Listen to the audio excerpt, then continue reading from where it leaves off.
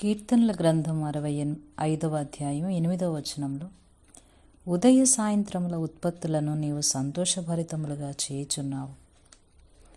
ఉదయం పెందలాడి లేచి కొండ మీదకి వెళ్ళి దేవుడు ఉదయాన్ని ఎలా తయారు చేస్తాడో పరిశీలించండి. దేవుడు సూర్యుణ్ణి పైకి నెడుతున్న కొలది ఆకాశంలోకి బూడిద రంగు మెల్లిమెల్లిగా కరిగిపోతుంది. అన్ని రంగులు కాస్త కాస్త అక్కడక్కడ ప్రత్యక్షమవుతాయి. అవన్నీ క్రమంగా మిళితమైన ఒకే ధవళకాంతిగా మారే వేళకి సూర్యబింబం ప్రత్యక్షమవుతుంది.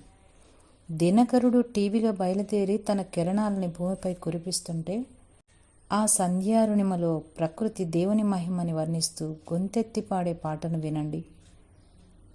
సంధ్యకాంతులు కెంజాయలో మంజుల స్వరం ఒకటి విన్నాను, దినమంతా నీతో ఉన్నాను, సంతోషంగా ఉండు అని.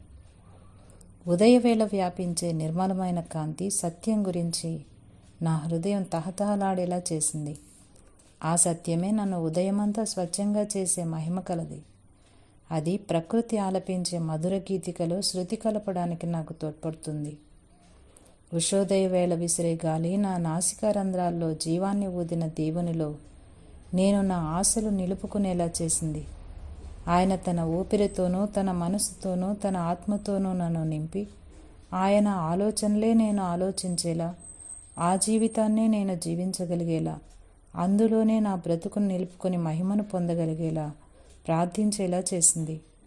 దేవుడు ఇచ్చే ఉదయాలు రాత్రిళ్ళు లేకపోతే మానవ మాతృలం మనం ఎలా బ్రతకగలం? రాత్రికి పగటికి మధ్య వేగుచుక్క పొడిచిన వేళ, నీడల జాడలు నిశ్శబ్దంగా కదిలిపోతున్న వేళ, ఈ దినం చెయ్యవలసిందేమిటని నీ గదిలో ఏకాంతంగా ముచ్చటగా యేసుతో ముచ్చటించు. ఆయన చిత్తం ఏమిటని.